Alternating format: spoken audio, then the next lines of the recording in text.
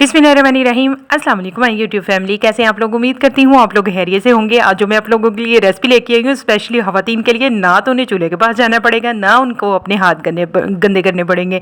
बिल्कुल ही ये जो है ना रेसिपी बहुत ही डिफरेंट तरीके से, बिल्कुल कमर्शियल तरीके से हम लोगों ने बनानी है।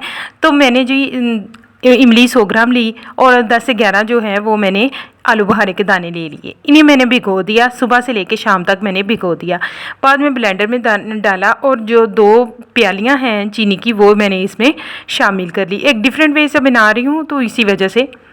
फिर जी मैंने 1 टेबल स्पून जो है वो अल्हम्दुलिल्लाह से मैंने इसमें शामिल कर दिया नमक। अच्छी तरह से करना हम लोगों ने ब्लेंड करने के बाद जो है, अब छन्नी तो हर घर में होती है, छन्नी रखें, उसके नीचे कोई भी बर्तन रखें और इसे उंडेल लें। उसमें शामिल करने के बाद इसे थोड़ी देर छोड़ दें ताकि जितना भी पल्प निकला है वो आहिस्ता आहिस्ता आपके बर्तन में पड़ता जाएगा। और ये जो बाकी रह गया इसमें आप पानी शामिल करें। आप जितना चाहते हैं, अगर आप 1 जग बनाना चाहते हैं उसी हिसाब से आप इसमें पानी शामिल कर दें। 1 जग के करीब जी मैंने इसमें पानी शामिल कर दिया।